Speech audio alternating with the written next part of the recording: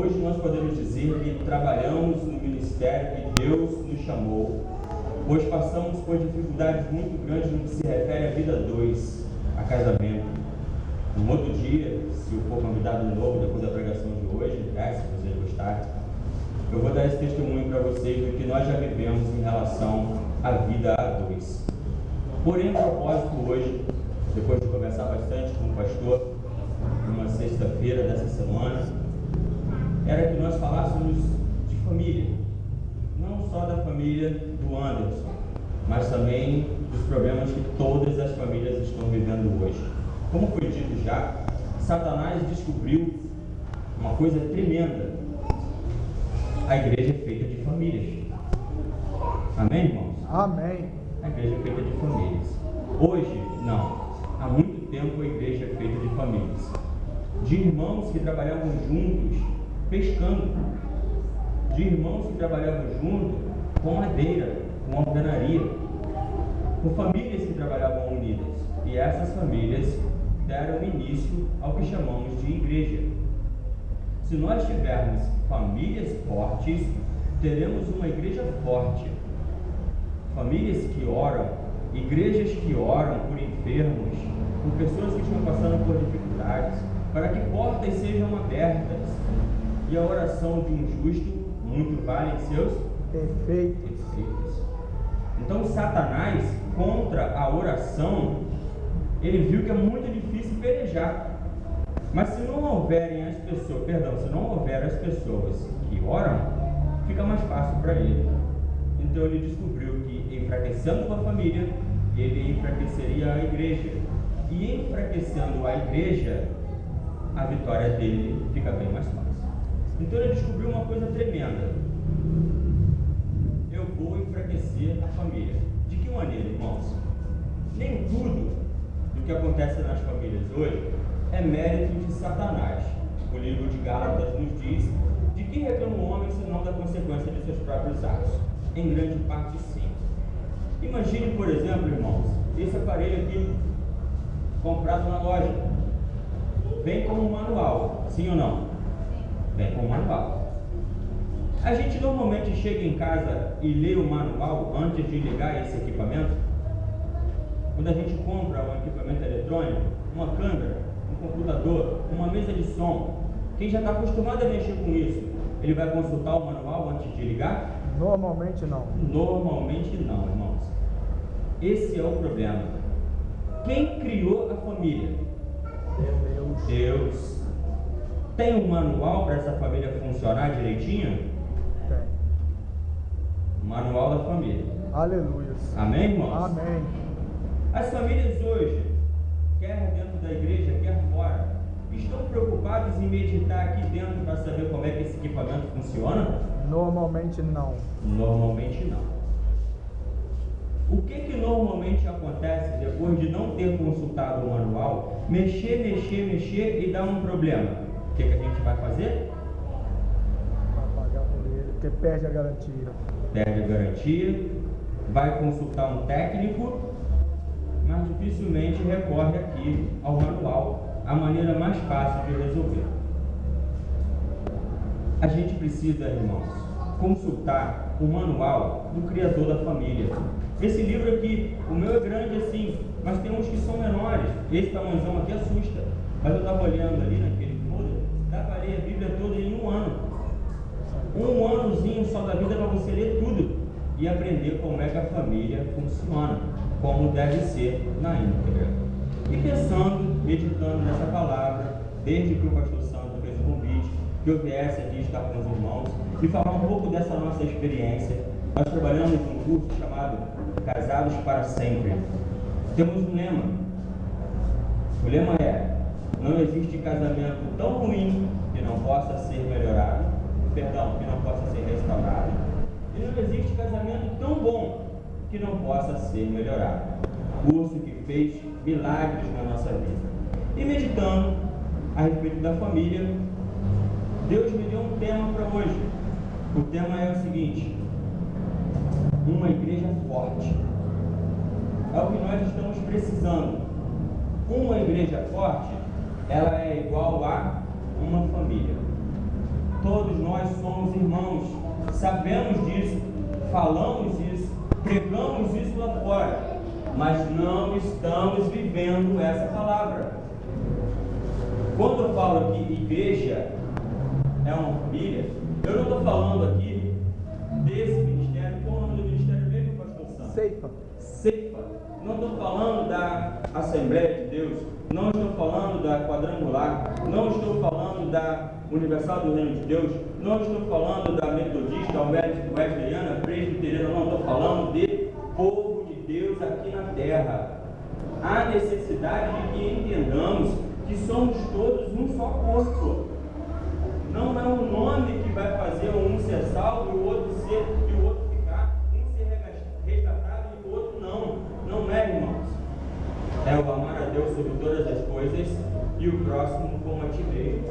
Jesus resumiu tudo nessas duas linhas de raciocínio. Aleluia. É o que a gente precisa entender. Se nossa família, todas as igrejas, estivermos trabalhando em comunhão, num único objetivo, num só caminho, nós teremos êxito aqui na terra. Aleluia. E eu dividi essa palavra em 4 partes. Primeira coisa, irmãos, você precisa se conscientizar. Deus vai usar você, usar as suas habilidades. Quer você conheça essas habilidades, quer não conheça. Você pode nem saber, mas você tem um lado da vida, você tem um ministério, você tem uma aptidão. E no momento em que você se conscientizar que Deus vai trabalhar através da sua vida, essa sua aptidão, essa sua habilidade vai ser utilizada por Deus. Amém, irmãos? Amém.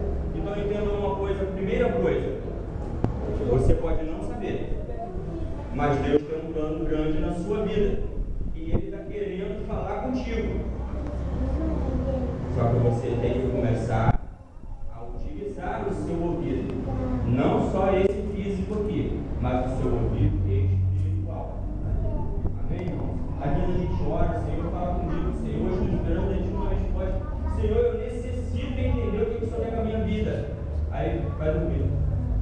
Na hora que Deus estava preparando para falar, aí você sai do Espírito e vai dormir. Reserva aqueles momentos de silêncio após a sua oração, para que Deus possa falar e esteja atento, porque Ele pode estar falando e você não está ouvindo. Amém, irmãos? Como prova disso que eu estou querendo passar por irmãos essa noite, eu encontrei uma passagem bíblica que fica no livro de Neemias. Gostaria de pedir aos irmãos que pudessem abrir as suas Bíblias no livro de Neemias.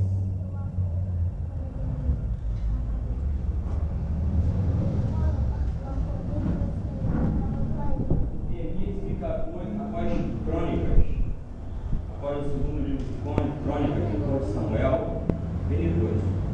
É o próximo livro. Neemias, capítulo 1.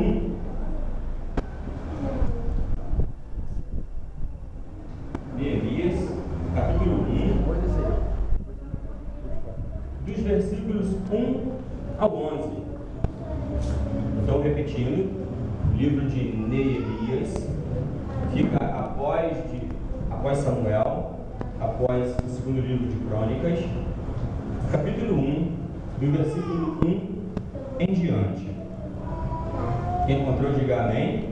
Amém. Amém? Quem não encontrou, diga misericórdia. Neemias, sabendo do triste estado de Jerusalém, ora a Deus. Então havia uma situação, irmãos. Havia uma dificuldade. Havia algo a ser solucionado.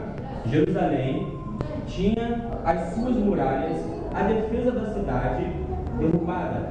Derrubada não só, queimada. As defesas da cidade estavam por terra. E quando uma cidade não tem essa muralha, no Antigo Testamento, é muito fácil de algo que seja conquistado, algo que seja construído, seja saqueado novamente. Os ladrões entram e levam aquilo que há de valor. Então era uma cidade sem defesas. Mas esse homem, escolhido para trabalhar, ele tem uma primeira atitude antes de começar a trabalhar. Qual é a primeira atitude de Neemias? Ele ora. Primeira coisa que ele faz, irmãos. Então, uma primeira coisa que nós devemos guardar hoje na nossa mente: Deus quer trabalhar através de você. Amém, irmãos? Amém. Mas para que Ele trabalhe, é necessário que você se coloque na condição de ser utilizado. Aleluia. Amém? A partir do versículo 1. As palavras de Neemias, filho de Acalias, e sucedeu no mês de Quisleu, no ano 20º, estando em Suzã, a fortaleza, que veio a Amani, um de seus irmãos, e ele e alguns de Judá, e perguntei-lhes pelos judeus que escaparam e restaram no cativeiro acerca de Jerusalém. Então eles estavam em cativeiro, tá bom? Não é uma situação agradável, tá bom? Estavam presos lá, privados do seu direito de liberdade. E disseram-me: o restante que não foram levados para o cativeiro, lá na província, estão em grande miséria e desprezo, e o muro de Jerusalém fendido e as suas portas queimadas a fogo. Qual era a situação deles, irmãos? Os que não estavam em cativeiro estavam em grande miséria e desprezo. Essa era a situação das famílias que restaram em Jerusalém, sem segurança, as muralhas derrubadas, em grande miséria e desprezados pelos que estavam lá e ainda tinham alguma condição nas cidades vizinhas.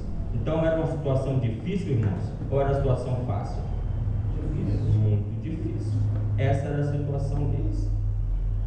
Continuando a leitura, versículo 4. E sucedeu que, ouvindo essas palavras, assentei-me e chorei, e lamentei por alguns dias, e estive jejuando e orando perante o Deus dos céus. Então, antes de tomar qualquer atitude, a situação era difícil, ele chorou. Podemos chorar? Podemos chorar. Mas depois ele tomou uma outra atitude muito importante: jejum e oração. Essas são as nossas armas, irmãos. Armas que nós devemos utilizar diante de qualquer situação. Eu tenho uma classe na igreja onde eu congrego, uma classe que hoje a gente estuda batalha espiritual. Batalha espiritual é uma realidade na vida de qualquer crente. A partir do momento que você levantou a mão para o Senhor lá e falou: tu és o meu Deus, o meu único e suficiente Salvador. Satanás pegou uma foto tua e colocou lá no quadro onde ele olha todo dia e fala assim: aquele ali eu quero. Batalha espiritual é algo constante na sua vida, e você precisa usar essas armas. Porque se você tiver uma boa arma, mas você não estiver cuidando dela, se você não estiver lubrificando, se você não estiver afiando a sua espada, ela fica cega, e na hora que você precisar utilizar, ela não tem efeito. Deus quer usar isso na sua vida, mas você tem que estar com habilidade nas suas armas, tem que estar usando. Amém, irmãos? Amém. Então esse homem, antes de qualquer atitude, esse homem orou, esse homem jejuou. Isso prova que ele não era capaz de sozinho resolver a situação. Ele chamou aquele que poderia resolver. Amém? Amém. Então, irmãos, Neemias, estou falando muito alto. Neemias, irmãos, foi o cara escolhido pelo rei Artaxerxes, segundo a vontade de Deus, que com certeza usou o coração desse homem para levantar um homem que fosse reconstruir a cidade. Neemias era engenheiro, certo? Não. Ele não era engenheiro. Ele era mestre de obra? Não. Arquiteto? Não. Esse homem vai reconstruir as muralhas da cidade. Ele era um general de guerra? Não. Esse homem era um copeiro. Ele era um mordomo.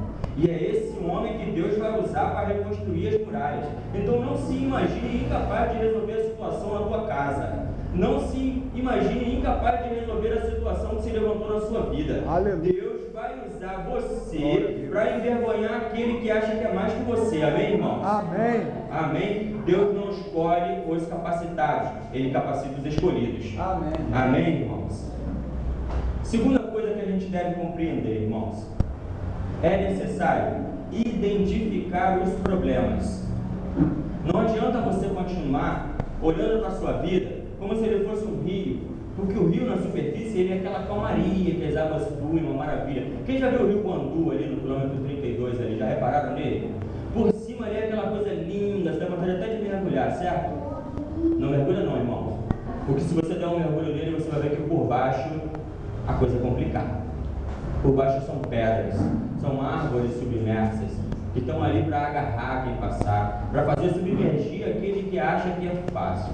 Então não adianta você olhar para a dificuldade e falar assim, não há dificuldades não, estou tranquilo, porque tudo vai acabar bem. Amém, irmão, pode acabar bem, mas às vezes é necessário que você,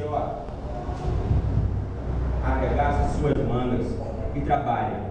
É necessário você observar aonde você pode estar errando, aonde você pode estar omitindo algo que você poderia fazer, aonde está errado. É necessário pedir direção a Deus e estar atento, porque Deus vai revelar para você o que está faltando. Amém? Amém. Neemias assim fez. Na próxima página, no capítulo 2, do mesmo livro, Neemias, eu gostaria de fazer a leitura junto aos amados.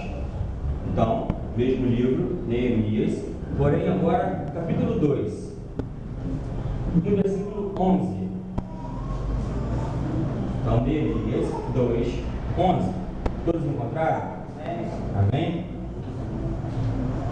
Neemias dizendo: E cheguei a Jerusalém e estive ali 3 dias, e de noite me levantei, eu e poucos homens comigo, e não declarei a ninguém o que o meu Deus me pôs no coração para fazer em Jerusalém.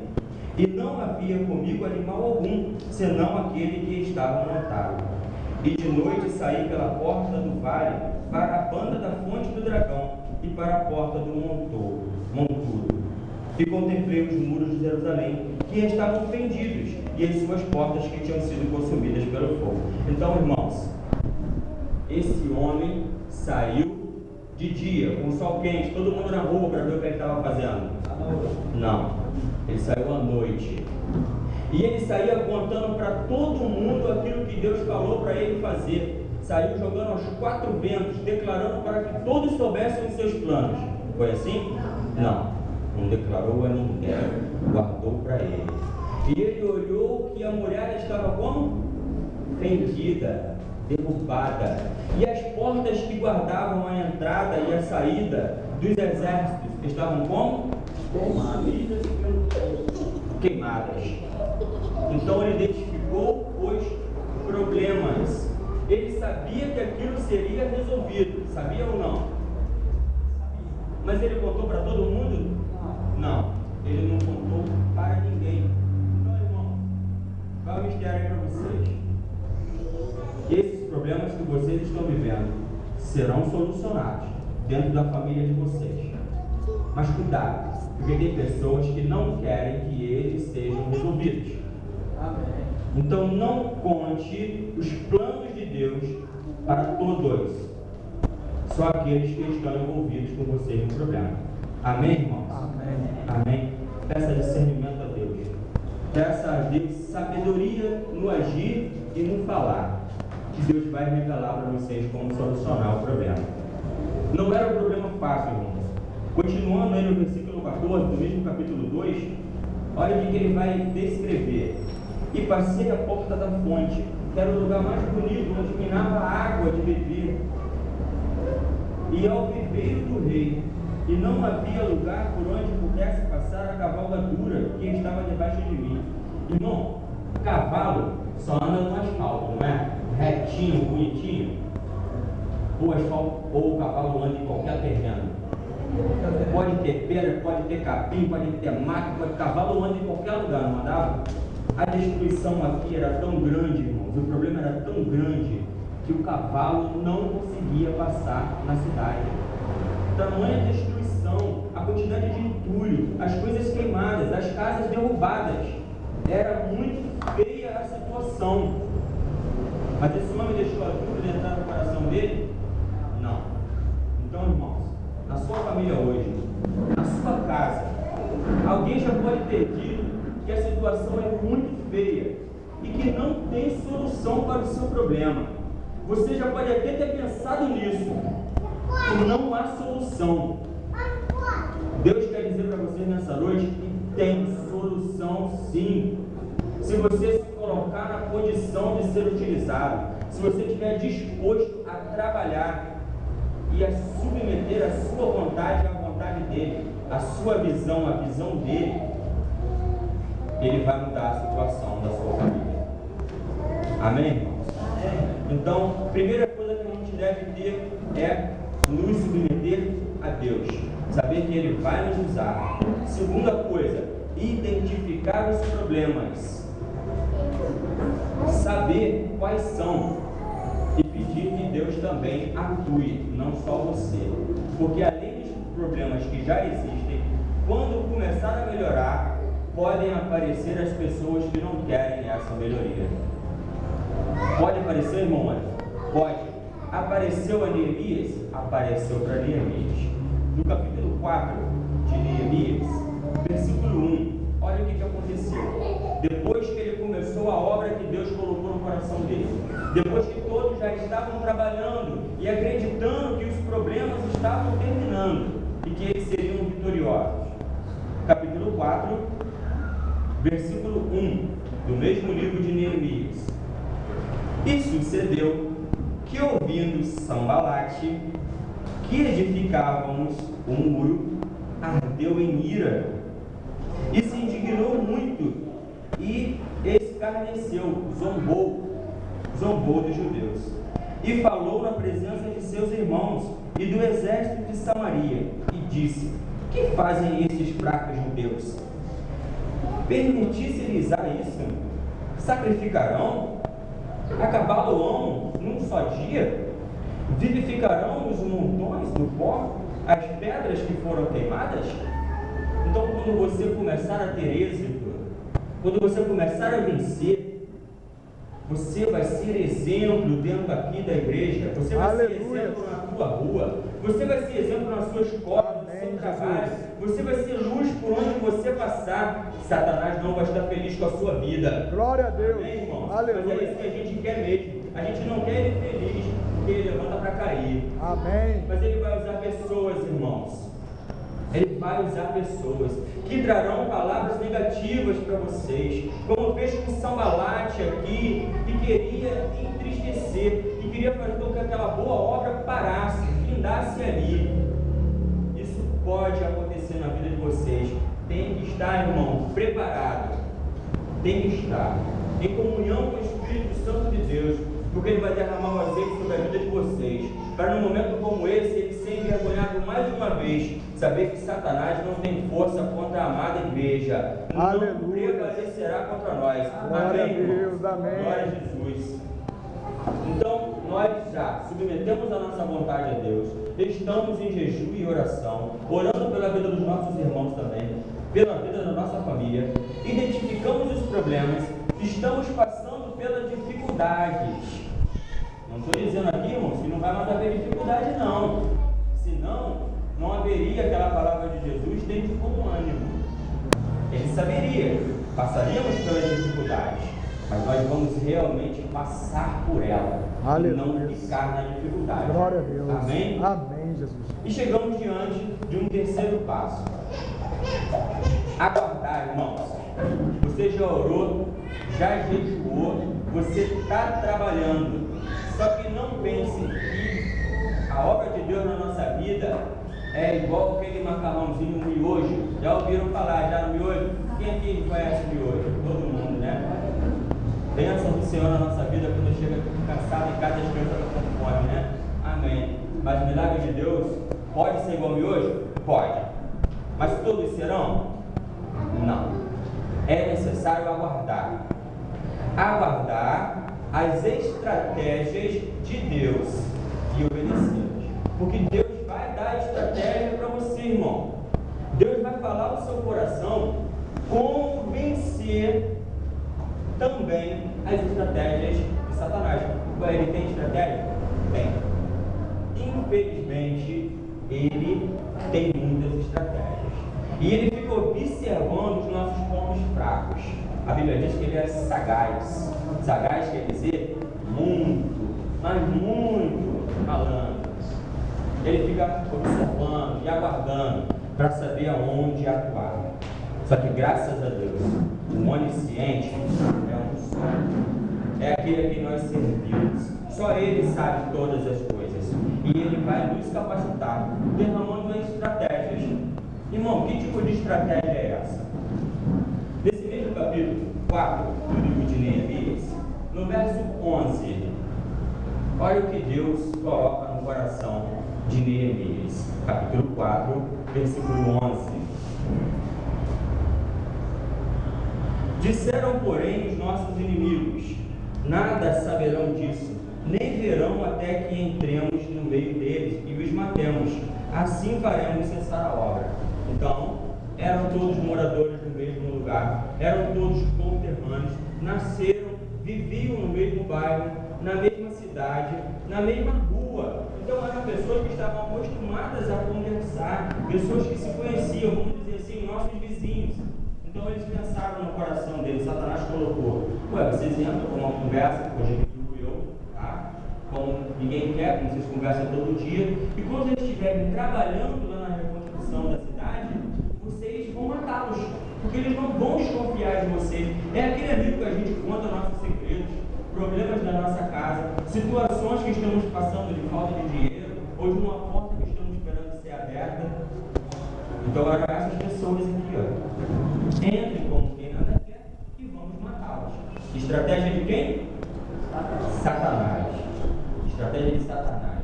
Mas ele nunca conta, ele nunca pensa que vai acontecer com ele também uma estratégia de Deus. E Deus colocou no coração de Neemias.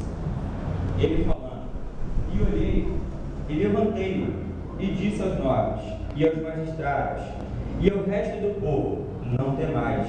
Lembrai-vos do Senhor, grande e terrível, e pelejai pelos vossos irmãos, vossos filhos, vossas mulheres e vossas casas. Os magistrados, irmãos, estavam acostumados a trabalhar na construção de um muro? Não. A defender a própria vida? Não. Quem fazia isso era o exército. Mas quem é que Neemias coloca para trabalhar aqui? Esse povo. O povo que até então não estava acostumado a pelejar, não estava acostumado a trabalhar na reconstrução de nada. Era um povo que estava acostumado a elaborar as leis e fazer com que elas fossem cumpridas. Os nobres, está escrito aqui, ó, pessoal que não tinha um calozinho na mão. E esse povo foi usado na reconstrução e na peleja pela preservação da vida. Então, irmãos, todos foram usados. Estratégia de quem? De Deus. E acabou aqui? Não, continua. No versículo 17: pois que edificavam um muro, e os que traziam as cargas, e os que carregavam, cada um com uma mão, fazia a obra. Então, carrinho de mão eles vinham trazendo, carregando cimento no balde, ou barro, não sei qual era o material da liga naquela época, e tijolo, e com uma mão eles iam colocando com a colher de pedreiro, e assentando o tijolo, e colocando as madeiras, e fazendo as vigas, e colocando o ferro e a amarração com uma mão, e com a outra mão eles faziam o quê? Olha a continuação do versículo. Com a outra mão tinham armas. Então, irmãos, durante o momento, os momentos, a partir de hoje, que vocês estiverem solucionando os problemas que Deus identificou na vida de vocês, e vocês estão na condição de Deus derramar na vida de vocês o azeite, vocês estão ungidos para a solução do problema, vocês têm que estar atentos. Não é só orar, é vigiar também.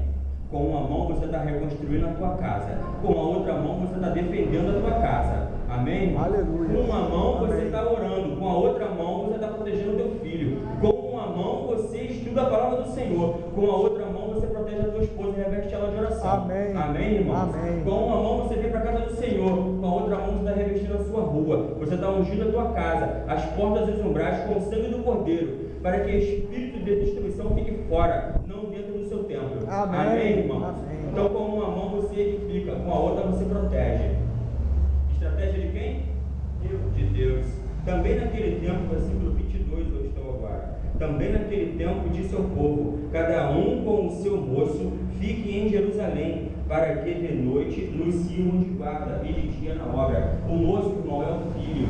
Em outras passagens da Bíblia, a gente tem, por exemplo, no livro que fala sobre a destruição da cidade chamada Sodoma e Gomorra, que até os moços estavam pervertidos. Moços a partir de 7 anos de idade. Um menino ainda não sabe o que é direita e esquerda, como diz em um outro livro aqui, onde ele já estava trabalhando. Enquanto os pais descansavam depois de trabalhar e pelejar o dia inteiro, o menino ficava acordado à noite, com uma espada na mão não, para que ele gritasse caso o inimigo se aproximasse. Então, irmão, a família toda estava junto, não era só o pai, a mãe, o irmão mais velho, não. Era até o pequenininho trabalhando na reconstrução da cidade. Família unida, família junta, sem um falar mal do outro, sem um desejar o mal do outro. E família não é só mais marido, mulher e filho, não. Família agora é a igreja. Isso aqui, ó, é uma família. Amém, irmãos? Amém. Todo mundo junto, observando, ajudando o outro, trabalhando como um só corpo. Porque se um irmão está doente, é um dedo do corpo que está doente, o corpo está doente. Amém, irmãos? Amém.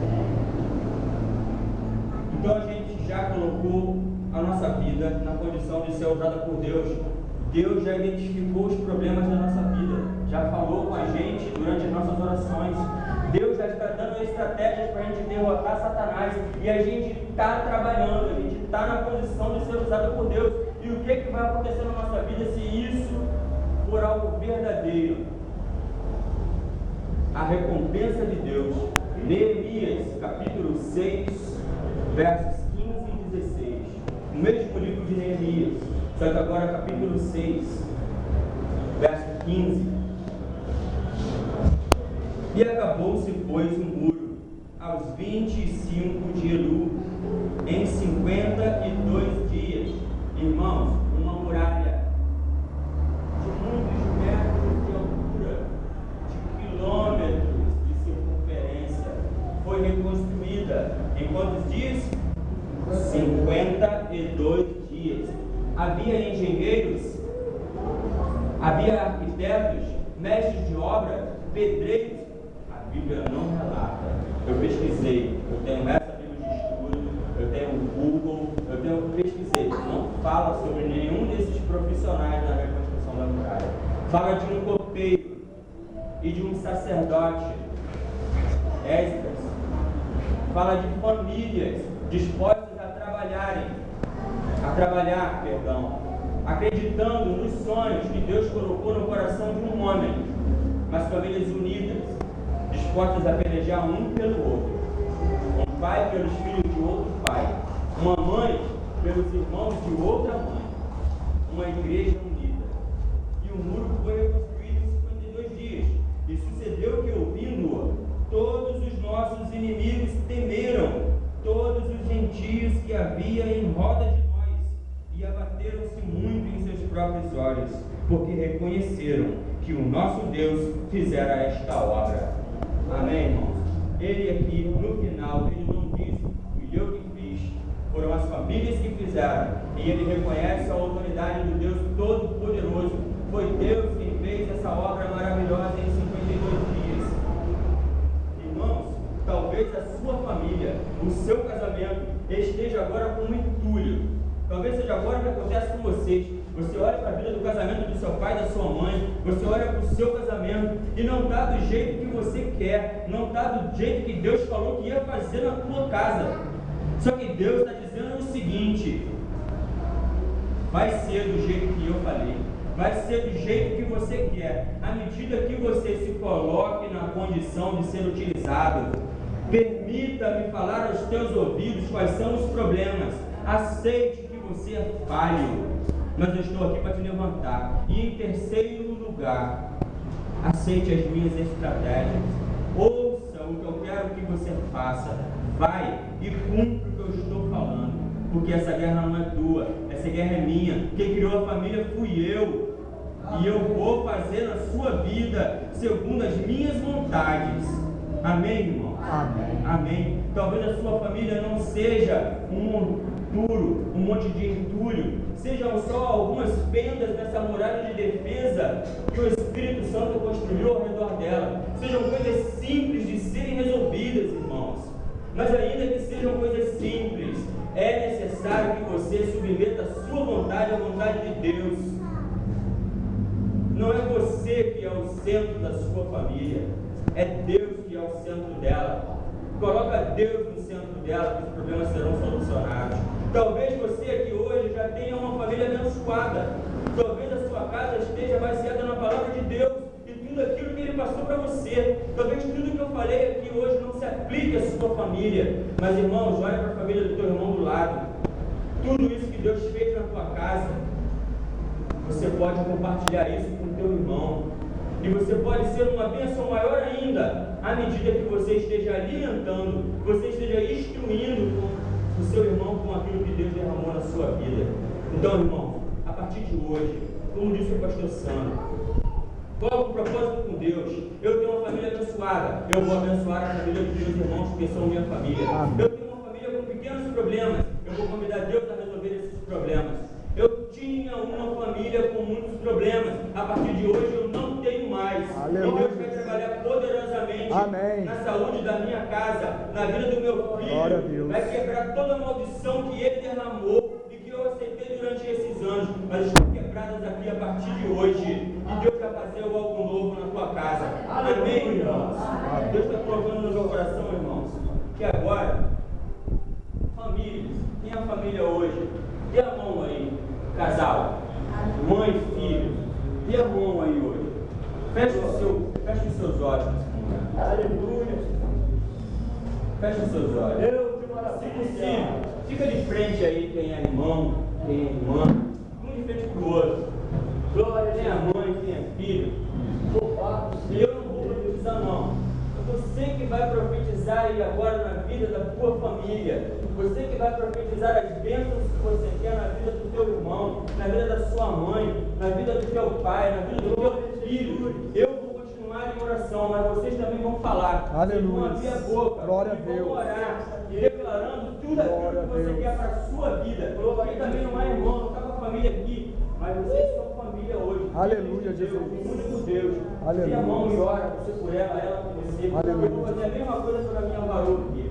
Amém, Jesus. Eu declaro, irmão, a partir de agora, na vida do seu irmão aí, ó, em Cristo, parte do seu corpo, tudo aquilo que você deseja para a tua vida. Aleluia, Declara Jesus. na vida do seu irmão aí Obrigado, agora. Pai. Em nome de Jesus, somos nossas vozes de oração. Querido Pai, soberano Deus, entrando ante a sua majestade, ó Deus, em reconhecimento à minha insuficiência, ó Deus, eu quero declarar toda sorte de bênçãos, Senhor. Deus, a cura vinda de Ti, Senhor. O discernimento, ó Deus, derramando do céu sobre as nossas vidas, ó Deus, a sabedoria. Deus, tira os tapumes que estavam nos nossos ouvidos, ó Deus, para que o momento de diálogo dentro do lar seja algo contínuo, Senhor. Derrama, ó Deus, em nossas vidas nessa noite, ó Deus, a visão espiritual, ó Deus. Podemos estar diante hoje de algo cheio de recursos, Senhor, mas nós iremos edificar, ó Deus, os nossos lares. Teremos famílias fortalecidas na tua presença, Senhor. As portas, ó Deus, e as janelas serão usadas. O sangue do Cordeiro, Deus, e o Espírito da morte, ó Deus. O Espírito, ó Deus, da carência, ó Deus, da deficiência, ó Deus. O Espírito da miséria será amarrado por lá fora, eu declaro, ó Deus, na vida de cada família dessa igreja, ó Deus, de todas as igrejas, ó Deus. As janelas do céu serão abertas e bênçãos sem medidas serão derramadas. Em nome de Jesus, em nome do Deus Altíssimo, Todo-Poderoso, eu declaro, os filhos serão libertos,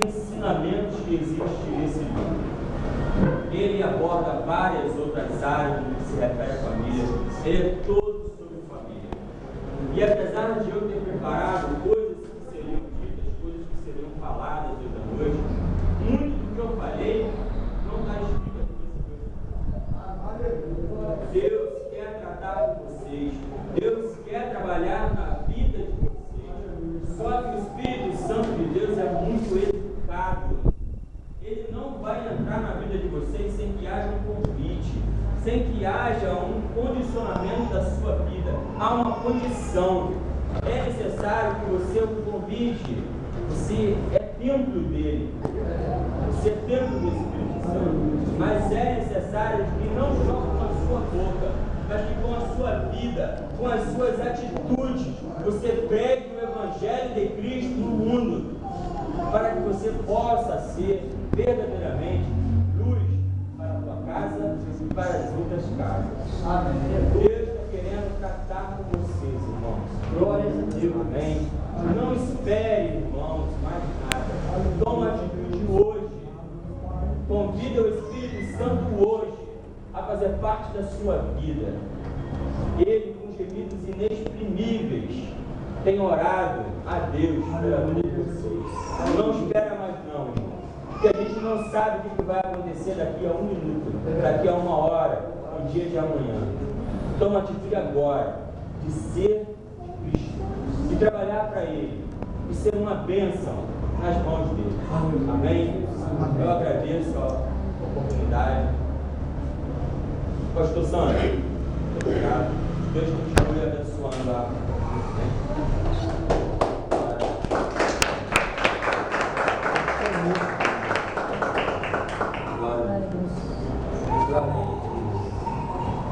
Louvado e exaltado seja o nome do Senhor.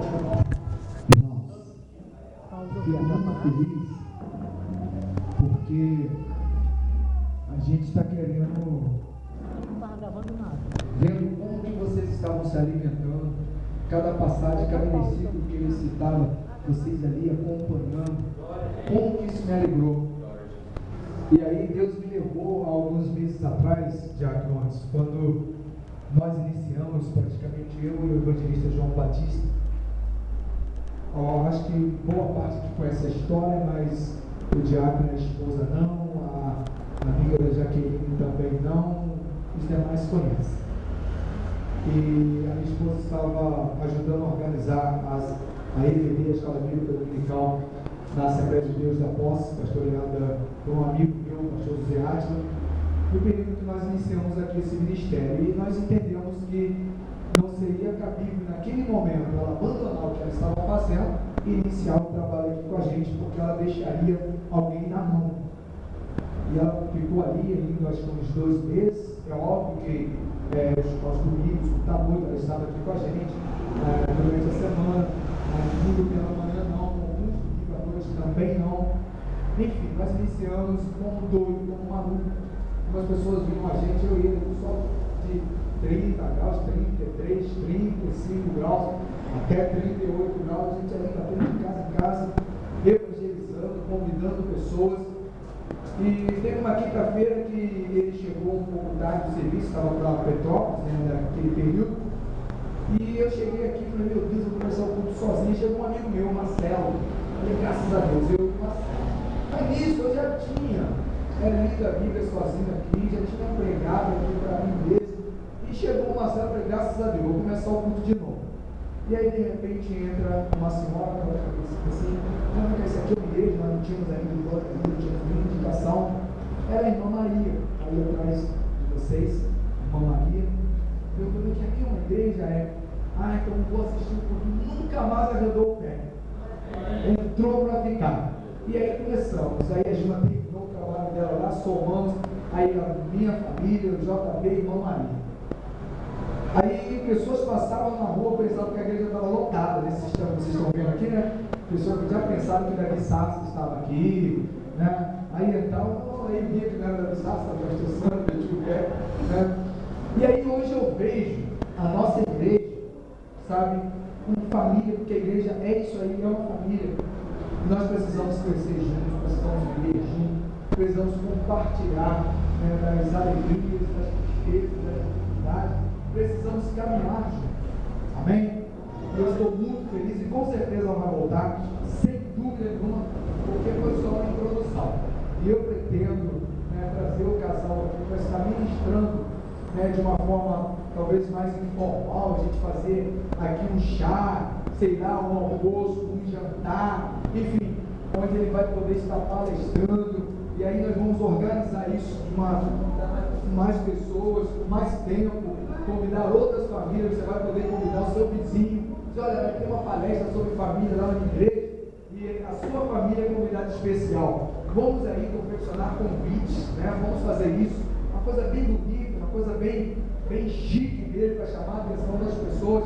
Mas nós vamos colocar aqui, trabalhar com um propósito. Vamos trabalhar com 30 casais, não sei, vamos colocar um propósito, porque vale a pena, vale a pena. Um encontro de mulheres, no salão.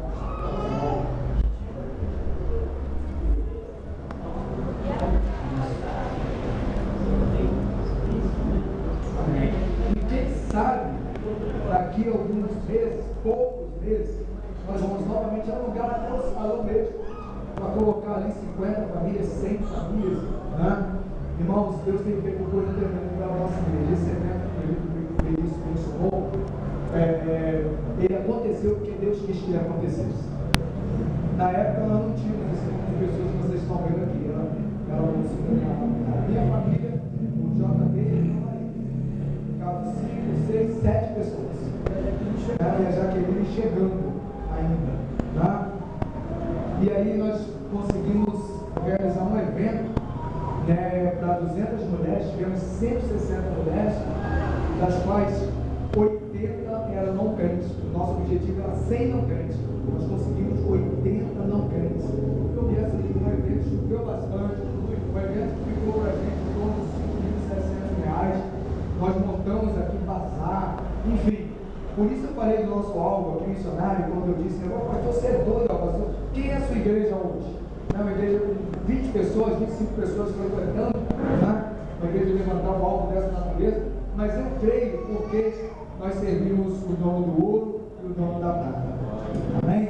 Agora eu quero que a gente agradeça a Deus. Eu quero que a igreja agora, preste atenção, vai ser muito sério. Eu quero que vocês agora, ao irem para casa, vocês assumam esse compromisso de estarem orando pela vida do Diácono Anderson, da sua esposa, a Nina, dos seus filhos, a Maria Eduarda, Tiago e Mateus. Olha só, Maria Eduarda, Tiago, Mateus, a minha esposa. Tá? Então, Diácono Anderson, depois eu vou anotar, tá bom? Eu quero que vocês levem o nome dele para casa, com sério mesmo. Tá? Aquele compromisso que a gente tem de levantar de madrugada e orar. Você vai orar, eu vou te dizer o porquê. Porque o diabo está pé da vida com ele. Com todos nós. Mas eu fui abençoado aqui nessa noite. Quantos foram abençoados? Amém. Então ouça isso. Ouça isso. O diabo não tem escrúpulo, não tem caráter. Ele está revoltadíssimo com a vida do diácono antes pela mensagem que ele entregou para mim e para você nessa noite. Então, ele precisa, a família dele, a esposa dele, os filhos dele, precisam que nós os cobramos com nossas orações. Amém? Então, nessa madrugada, meu propósito de oração, o nome dele, o nome da esposa, o nome dos filhos serão mencionados. E eu espero que vocês façam o mesmo. Amém? Aquilo que o inimigo veio sonho e falou para ela, né? Você não pode falar, né? Você tem filho. É assim que ele faz. Mas eu tenho uma boa notícia para vocês. Não precisamos ter medo. Só precisamos resistir. Amém? Não precisamos ter medo. Tá? Resistir e ele vai fugir. Amém? Então, vamos colocar aí. Galera, eu quero pedir para o Diácono e a esposa que venham aqui. Eu quero pedir para o evangelista João Batista que ore. Tá bom? Nesse momento o evangelista vai estar orando pela vida desse casal. Pelo ministério, porque o ministério não é do diácono, o ministério é da família, tá bom? E depois nós teremos o privilégio de ouvir mais a fundo, mais detalhada a experiência deles como casal, como pai, como mãe. Então, esse momento, eu falo especificamente pela vida deles, pelo ministério deles, Deus continue derramando o sonho sobre a vida desse casal. Eu gostaria que vocês estendessem sua mão para eles.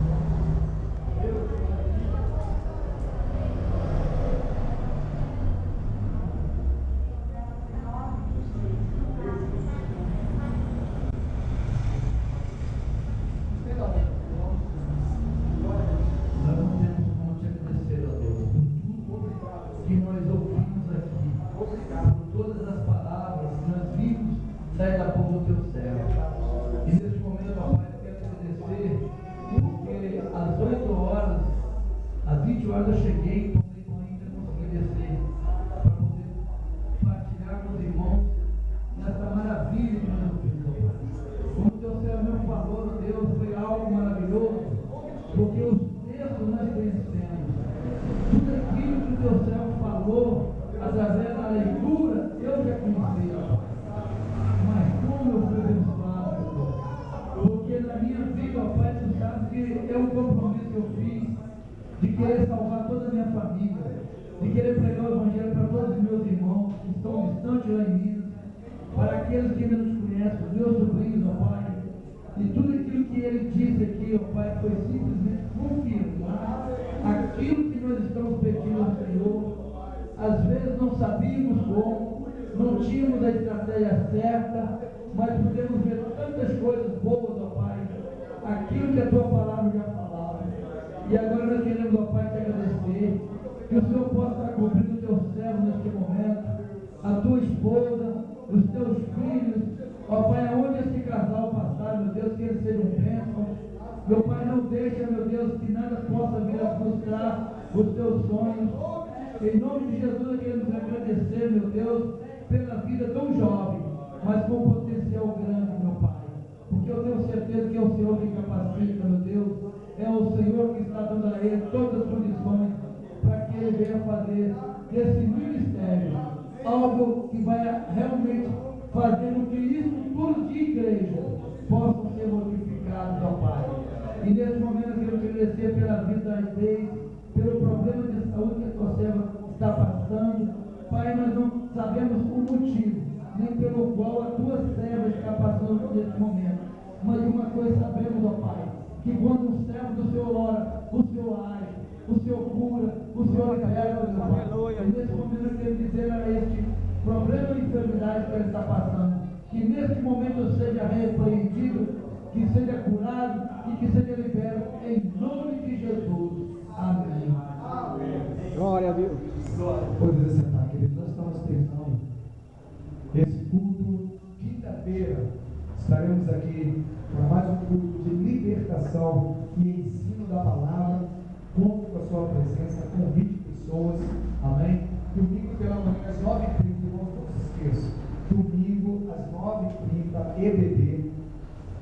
Não vamos atrasar, porque às 10h30 nós estaremos saindo do nosso trabalho de evangelismo, anunciando e convidando crianças para a EBE, que estará acontecendo nos próximos dias 27, 28 e 29. Amém? Traga suas crianças, convide crianças do seu bairro, porque Deus vai abençoar as crianças, seus pais, as famílias, em nome de Jesus. Amém? Feche os seus olhos, tenha a sua mão assim na posição de receber, mesmo assentado como você está. E agora que o amor de Deus, o Pai, a graça de nosso Senhor e Salvador Jesus Cristo e as ricas consolações do Espírito Santo sejam com esta igreja, com todos presentes nesta noite e com todo o Israel de Deus espalhado sobre a face da terra, e que todos digam amém. Louvado seja Deus. Amém.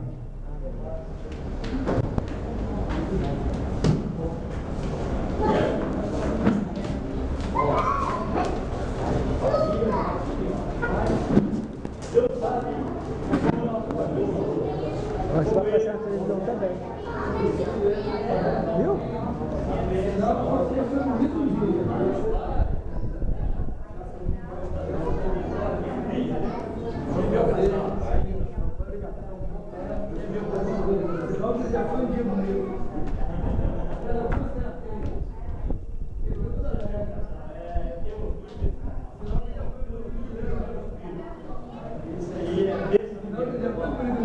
Esse é